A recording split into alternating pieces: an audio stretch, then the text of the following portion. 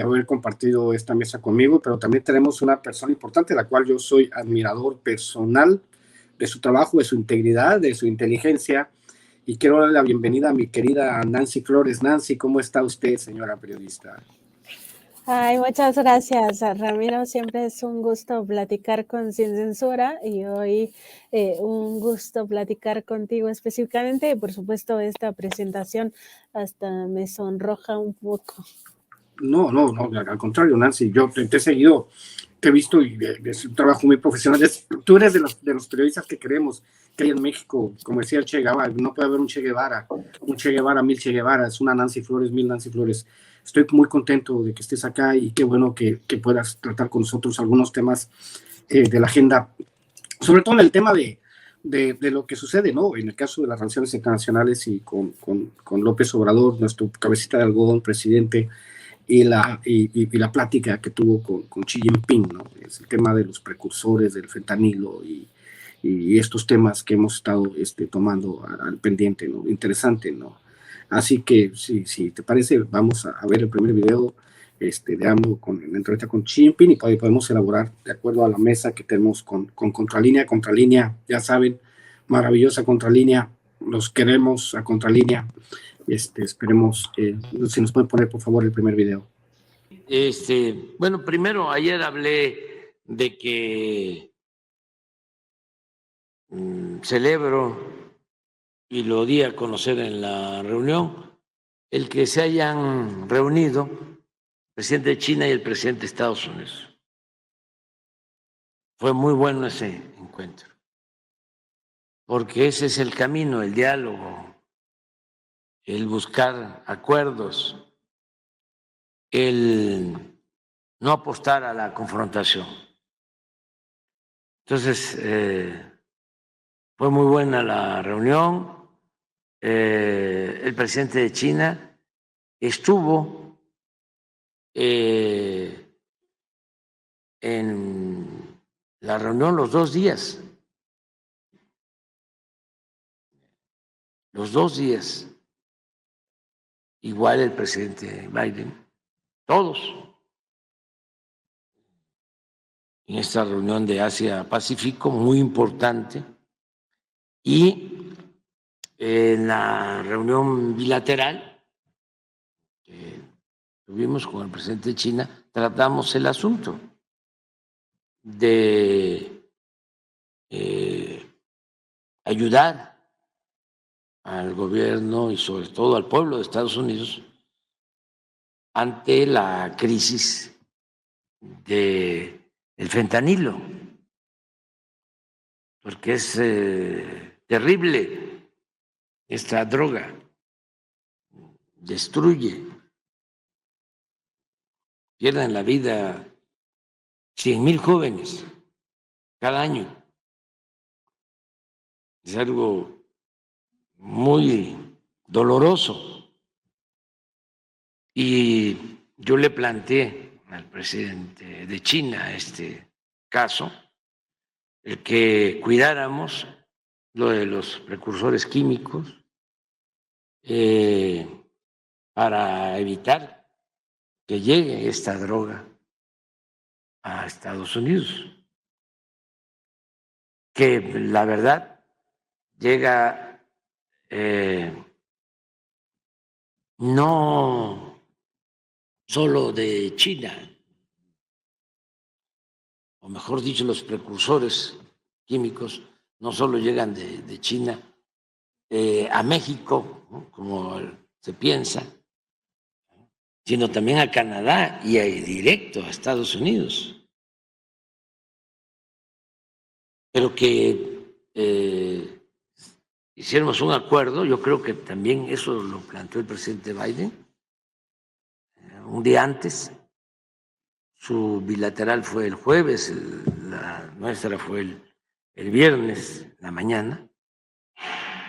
Quisiéramos un esfuerzo para comunicarnos más y enfrentar a toda esta banda que se dedica, ¿no?, al comercio de estas drogas, a la importación de estos químicos.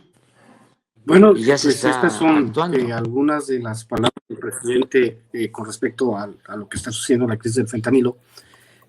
Obviamente menciona que tenemos que hacer algo antes de pasar al tema que nos atañe con mi querida Nancy. El tema del fentanilo, el tema del tráfico de drogas y el tema de la gigantesca hipocresía de los Estados Unidos al echar los problemas ajenos a los problemas propios a circunstancias ajenas, que es el caso que se ha dado en México, ¿no? Un mercado gigantesco de drogas en Estados Unidos que ha servido para financiar guerras sucias, no lo sabemos, ha servido para financiar golpes de Estado, ha servido para hacer control, para hacer lawfare alrededor del mundo, pero que sin embargo lo interpretan como si fuese un problema de los otros, no siempre va a ser el otro el que tiene el problema, no nosotros, pero en temas que nos atañen, que es una investigación que hizo Nancy Flores, porque este tema, Nancy, te lo quiero plantear, porque fíjate que hace un par de días yo estaba hablando, lo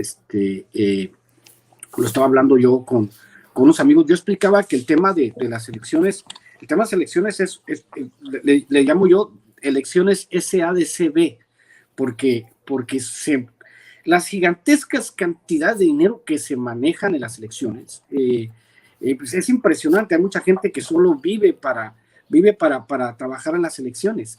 Y en este caso, la investigación que tú traes de Contralínea, que es el caso de la democracia amenazada por empresas coyotes y de papelería electoral, me parece muy interesante. Me gustaría que elaboraras un poco al respecto, porque me parece que esta es una parte nodal, una parte súper importante del destino de los recursos. Yo lo decía cuando me decían, oye, la democracia en México está amenazada. De cierta manera sí, pero de cierta manera no, porque hay que recordar que antes, en campañas anteriores, cuando el PRI y el PAN tenían la mayoría de los estados, era donde circulaba el dinero en efectivo, ¿no? Para las campañas electorales. Sin que pues ahí está el caso del fraude en Chihuahua, está el caso de la estafa maestra, o sea, pues hay digamos, ejemplos innumerables, ¿no? De esto, pero lo que tú escribes hoy en Contralínea me interesa que el público lo sepa. ¿Cómo la ves, mi querida Nancy? Me gustaría que elaboraras un poco acerca de este tema que traes ahora, Contralínea. Sí, Ramiro, fíjate que nosotros hemos tenido acceso a un estudio de seguridad nacional donde se revisa este tema de la fabricación de papelería y materiales electorales como un asunto precisamente que pone o pondría en riesgo la democracia, en el sentido de que estaría pues justamente, o más bien al estar en manos de la iniciativa privada, esto que decías que hay muchas empresas o muchas personas que solo viven por estas elecciones, por el gran negocio que significa los flujos millonarios de dinero que implica un proceso electoral, sea local o ya el federal, que va a ser en 2024 uno de los procesos más caros en nuestra historia democrática. Pues en este contexto, el hecho de que la papelería y los materiales relativos a las elecciones estén consignados a una iniciativa privada que no necesariamente es ética por varios motivos, pues llevaría al riesgo de que impacte directamente en el tema democrático a partir de escenarios de fraude. Y esto es importante porque en este análisis, en este estudio, pues definen el caso de 8 empresas que ganan y ganan y ganan contratos no solo a nivel nacional, a nivel federal, a través del Instituto Nacional Electoral, sino sobre todo, y el gran negocio está en los institutos electorales estatales, locales, estos llamados OPLES. Y aquí el tema es la falta de vigilancia. Y esto no es que esté pasando en ese momento, es algo que viene sucediendo desde hace 2 décadas al menos, cuando empieza todo el proceso de privatización. Es que todo va de la mano, o sea, si, al mismo tiempo que se estaban privatizando las paraestatales, ¿no? Como ferrocarriles, que es un tema que ha estado mucho en la agenda por esta, decreto presidencial que lanza el 20 de noviembre López Obrador para impulsar el transporte ferroviario de pasajeros, pues al mismo tiempo otras áreas sensibles muy, muy importantes también se dejaron en manos de la iniciativa privada. Y entonces se ubican estas 8 empresas como unas de las que constantemente ganan los procesos o incluso estos soples las invitan directamente en estos otros formatos, porque hay que recordar que en el servicio público o en el sector público las formas de contrataciones son 3 de acuerdo con la ley. Es la licitación pública, que puede ser nacional o internacional. Está el otro tema que es invitación a cuando menos 3 personas, se entiende por personas morales en este caso, o la adjudicación directa. Y estas 3 modalidades sistemáticamente generan estas contrataciones sobre todas estas 8 compañías. Y de ahí lo que destaca es que 3 de ellas no tienen ni personal, ni maquinaria, ni tampoco instalaciones. O sea, el domicilio que ponen en realidad lo comparten varias de estas empresas. Y no se demuestra que sean oficinas con instalaciones que les permitan tener estos grandes contratos de papelería y material electoral. Y aquí el tema, justamente, Ramiro y audiencia de Sin Censura en esta mesa de investigación contra el INE Sin Censura, pues es que el riesgo de contratar a estas empresas no solo es un tema de calidad en sí, porque eso también fue evaluado, no tienen certificaciones en torno a la calidad de sus productos, de lo que van a fabricar para los procesos electorales, sino también es un tema de la posibilidad del fraude.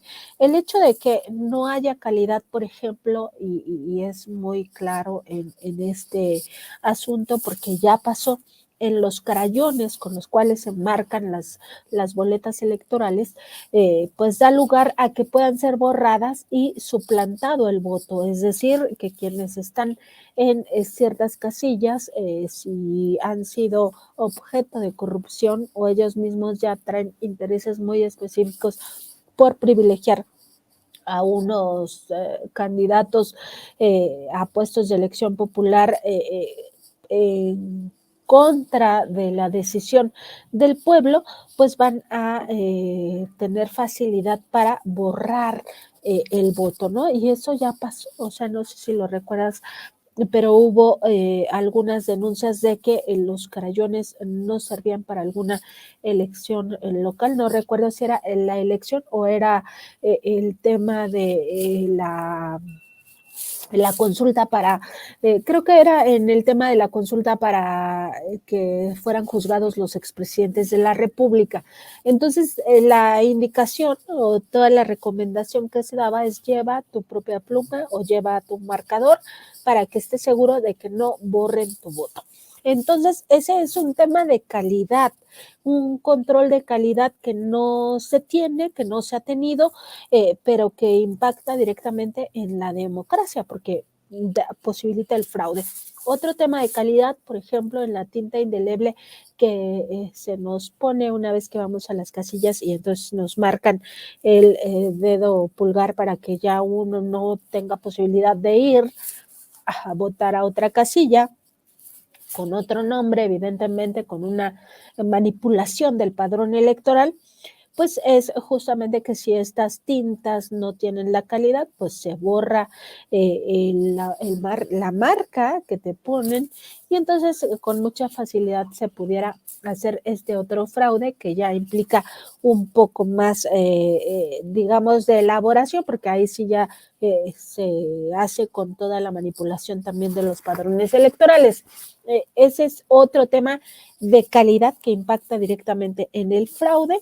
Y está, por ejemplo, el tema de la sobreproducción, o sea, al no estar vigiladas estas empresas que se contratan sistemáticamente, pues nadie observa si hicieron boletas de más, si hicieron actas, las actas donde se rellena la cantidad de votos para cada uno de los candidatos que se estaban eligiendo particularmente en esas urnas, pues también pueden generarse de más y entonces manipularse, ¿no? En alguna de esas actas, pues sí se pone el resultado real y luego se suplanta por otra que viene de una sobreproducción, o en el caso de las boletas, esto que se conoce como las urnas embarazadas, ¿no? Está, digamos, relleno de urnas mediante una, digamos, un exceso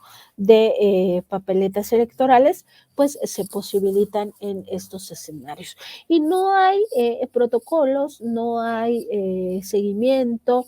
Entonces, sí, en este caso particular, la democracia sí podríamos estar hablando de que está amenazada porque tenemos esos escenarios donde pues justamente están, digamos, muy a su aire, ¿no? Estas 8 empresas, pero particularmente el caso de 3 que no tienen ni trabajadores, ni oficinas, ni tampoco maquinaria, pues todavía implicaría un tema de mucho más riesgo, de acuerdo con este análisis al que tuvimos acceso, y me parece que sí queda muy claro el escenario de riesgo, el atentado a la democracia, sobre todo si tenemos en cuenta que esas experiencias, todas esas han ocurrido, o sea, esto de el ratón loco, ¿no? Cuando se manipula el padrón o cuando se manipula la información que debe de tener el electorado para saber exactamente a dónde le toca ir a votar, o esto otro de las urnas embarazadas o el llamado carrusel, todo eso lo hemos vivido, o sea, en México sí ha pasado, se ha tenido un conocimimiento popular de todo esto, tanto que hasta tienen esta clase de nombres que en otros países dirían, pues, ¿qué es eso, no? Pero para nosotros sí queda claro, una urna embarazada, pues no es otra cosa que una urna que está así gigantesca por tanta boleta, que evidentemente no era el número de boletas que se requerían para ese lugar. Nancy, es que me parece muy interesante, sobre todo en la investigación que hace Contralínea, en el tema, porque hay partes de este ensayo que merece la pena que se merece rescatar. Lo primero que tú planteas en la investigación es que tenemos unos talleres gráficos, que es exactamente, si te das cuenta, es el mismo tema de los libros de texto, que era un negociazo, no sé de cuántos era, creo que eran 900 millones o 1.200 millones de pesos, que dejaron de ganar los privados, ya que los talleres gráficos de la nación decidieron imprimir los libros. Es exactamente lo mismo, pues para eso están, o sea, ¿por qué vas a duplicar funciones, relegando las funciones o cediéndole las funciones a los privados para que ganen mucho dinero de algo que ya no tienes, de algo que ya existe? O sea, ya tienes el pollo en tu casa, ¿por qué vas a comprar pollo en el mercado, no? Digamos, de alguna manera.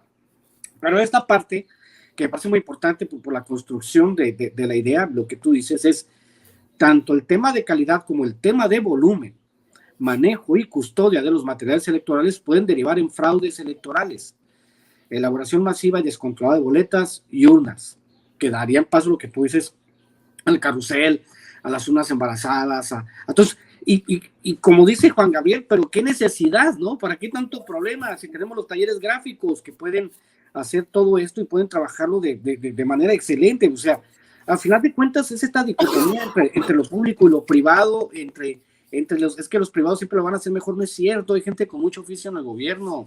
Ahí está el ejemplo de los ex trabajadores de Pemex que fueron y construyeron la petrolera brasileña gracias a los ingenieros mexicanos, mucho de la tecnología que tienen los brasileños, gracias a la mano de obra y la inteligencia mexicana se pudo trabajar en Brasil. Exactamente lo mismo funciona acá, pero me parece súper interesantísimo porque lo que tú planteas también tiene que ver con el esquema, ¿no? de la estafa maestra, compañías que no existen, varias compañías en una sola dirección, que reportaron, no sé, 22 empleados y al último nomás era un empleado en el Seguro Social. O sea, obviamente eso no huele, apesta a corrupción, mi querida Nancy, ¿o cómo la ves tú? Y fíjate, por ejemplo, en esto que mencionabas, es que todo el material electoral debe ser de alta seguridad, porque si tú piensas, cada uno de los elementos que se requieren para las elecciones pasan por estas empresas, o sea, las urnas. Uno piensa, bueno, pues es una cajita, ¿no? Donde uno va y monta los votos. Sí, pero ¿qué pasa si un partido político o un bloque político tiene control sobre estas urnas mediante actos de corrupción por una sobreproducción en esta cadena de fabricación de materiales? Pues que pueden tener esas urnas extras ya con las boletas tachadas y pues suplantar, o sea, cambiar, intercambiar las buenas por estas que son fraudulentas. Y eso nos lleva a escenarios que hemos vivido, o sea, eso ya pasó y de eso hay que ser conscientes. Todas esas experiencias de corrupción han existido y son, digamos, escenarios que han posibilitado que lleguen personas al poder y que ejerzan el poder de una manera despótica, como en el caso del propio Felipe Calderón, donde pues hubo cualquier cantidad de situaciones irregulares en todo el proceso de elección, y al final él dice haya sido como haya sido, ¿no? O sea, no importa cómo se logró hacer el fraude, lo importante es que se hizo el fraude. Entonces, sobre esto que mencionas, pues es que hay demasiados elementos como para no tener la hipótesis de que hay visos de corrupción, sobre todo porque si bien estas empresas todavía no han sido catalogadas ni como factureras ni como empresas fantasma, así se le conoce coloquialmente a estas empresas que no existen o que existen solo en papel, son solo de membrete, pues lo que sí hay evidencia, y eso ya queda muy establecido, es que no han podido comprobar hasta ahora ninguna de sus capacidades instaladas. Es decir, no cuentan con maquinaria, no tienen recursos humanos, esto significa no hay ningún trabajador, sus obligaciones legales no las han cumplido, tampoco han cumplido sus obligaciones fiscales, no tienen certificaciones y pues digamos que no hay ningún control ni de calidad ni de custodia de los materiales. Con la mano en la cintura, estos podrían decir, bueno, en el traslado de la papelería o de los materiales de mis instalaciones, entre comillas, a otro lugar, se robaron el cargamento. ¿No? Y no hay manera de saber si eso es real o no, porque no hubo una cadena de custodia sobre este material. Y ellos deslindarse así de un tema de fraude. ¿Cuántas veces no hemos visto que aparecen decenas de boletas tiradas en baldíos? O sea, y dicen, y nadie se dio cuenta que esas boletas faltaban o cómo fue que se perdieron. Bueno, pueden ser escenarios de sobreproducción donde esta falta de custodia, esta falta de vigilancia llevan a estas empresas a generar temas.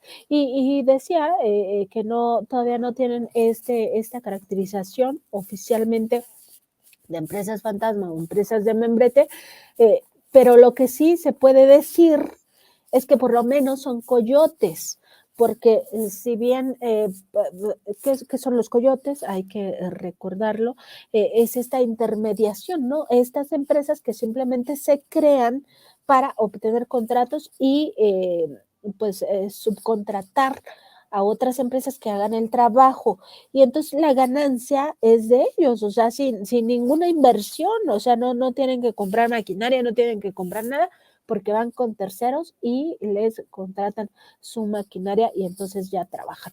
Pero esta falta de ética en una parte de la cadena productiva, pues nos lleva a que entonces podemos confiar en ellas o no podemos.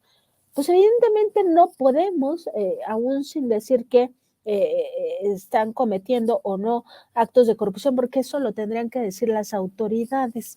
Pero al final me parece que es un tema que va a crecer en los próximos meses y que nos tiene que preocupar a todas y a todos, porque al final generalmente lo que se acaba privilegiando pues son a personas que no deberían de llegar a estos cargos públicos porque la gente no tienen la simpatía del pueblo de México y no votaron por ellos, o sea que llegan a través del fraude y este es un escenario de fraude, sí, eso sí es una realidad, no es una hipótesis, hay escenario de fraude en estas contrataciones porque no hay ningún proceso de vigilancia. Y en el caso de Talleres Gráficos de México, que ya lo mencionabas, pues se pudiera decir, ay, sí, pero eso lo controla el gobierno. Sí, pero al ser justamente una institución de gobierno, tiene muchos sistemas de vigilancia. Primero, porque tiene que reunir protocolos y sí tiene que tener certificaciones y además sí tiene que cumplir con sus obligaciones legales, con sus obligaciones fiscales y con recursos humanos. O sea, tener maquinaria, equipo, recursos humanos, obligaciones legales, obligaciones fiscales, certificaciones, todo eso sí o sí lo tienen que cumplir. Luego, si se dice, ah, sí, pero es que no confiamos en esta paraestatal que maneja la Secretaría de Gobernación. Bueno, hay protocolos donde se da un manejo desde el primer momento en que entra la primer, digamos, hoja blanca para ser impresa con la boleta electoral, desde ese primer momento los protocolos están con observación de notario público. Si hay que destruir una sobreproducción porque no quedaba la tinta o porque no salió bien el registro o porque faltó un sello de seguridad, cualquier detalle que pudiera derivar en que se hizo una, 20, 100 boletas de más, su destrucción también va protocolizada. No es así a diestra y siniestra de que ahora destruyete estas 5 boletas y imprímete otras 20. O sea, no, no es así. Hay protocolos y para ello también hay una vigilancia que no solo implica la vigilancia interna, digamos, de Talleres Gráficos, sino también del propio legislativo a través de la Auditoría Superior de la Federación. Es decir, hay otras herramientas para vigilar. El caso de la iniciativa privada, no.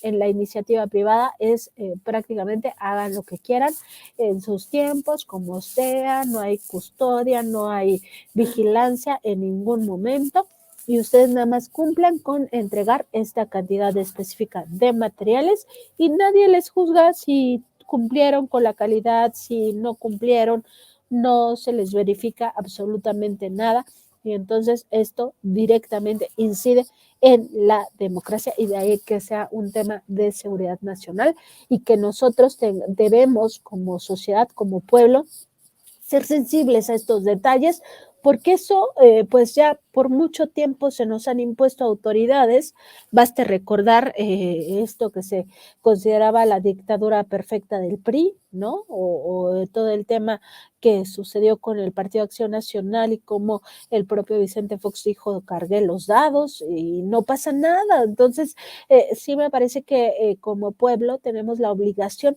de asumir nuestra responsabilidad con la democracia, con nuestras propias preferencias electorales y sobre todo con la custodia de nuestros votos. O sea, tenemos que exigir a las autoridades electorales tanto a nivel federal como a nivel estatal que cumplan con una verificación de que se fabrican de forma correcta estos insumos y sobre todo que se les custodia de forma efectiva y que no hay ningún riesgo de corrupción para ninguno de los bandos que se están contraponiendo en las elecciones, ¿no? En este caso de 2024, pues me parece urgente que incluso los propios precandidatos se manifestaran por una limpieza en el proceso electoral y porque no se deje a la deriva esta circunstancia, por la urgencia. O sea, ya estamos a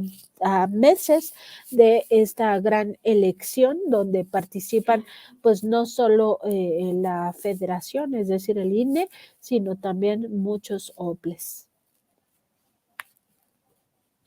Muchas gracias, mi querida Nancy. Sí, es una investigación muy buena. De hecho, lo que caracteriza a esta alianza informativa entre Contralínea y Sin Censura es precisamente que ustedes tocan este tipo de temas que después, como bien lo planteas, se convierten en conversación pública. Y esta conversación pública, que es saber que el valor de nuestro voto no está en riesgo, sino que va a tener que manejarse de una distinta manera, pues nos deja muy satisfechos de saber que hay personas como ustedes en la línea de golpeo intentando encontrar esas falencias del sistema y tratando de exponerlas para que sepa la gente que hay mucho periodismo honesto en México y que se están haciendo las cosas como se deben de hacer.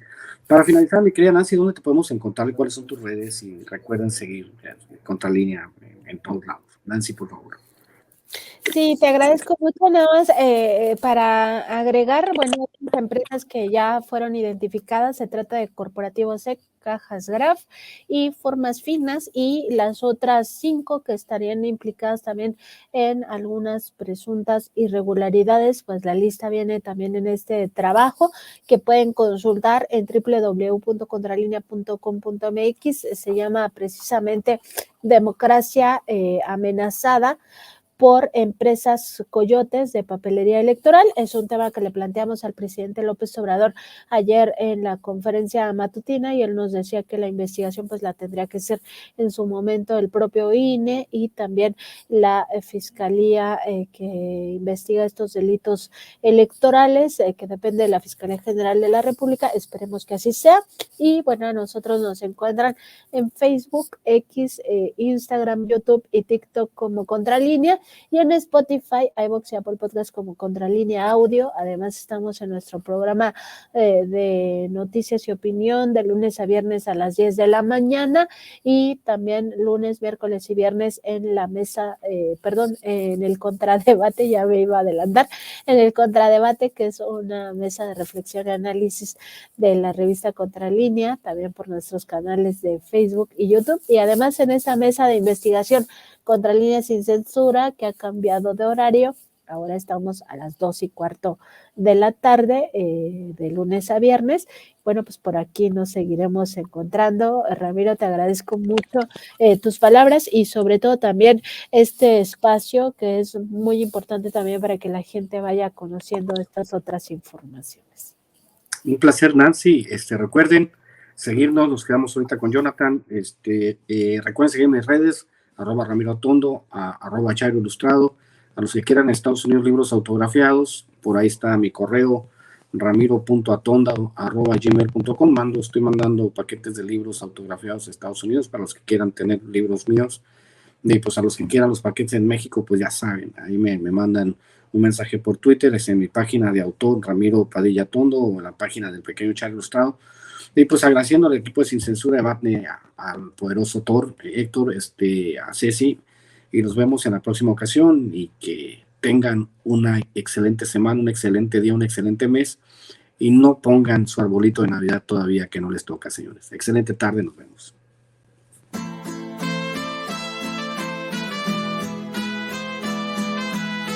Otra prensa que es luz y claridad en la noche oscura. Hay quien tiene remedio y hay medio sin cura. Hay una prensa que nutre la perfecta dictadura y le declaró una guerra abierta a la cultura. Hay otra prensa dispuesta a enfrentarse a esta locura, sincero, sin pero, sin miedo y sin censura.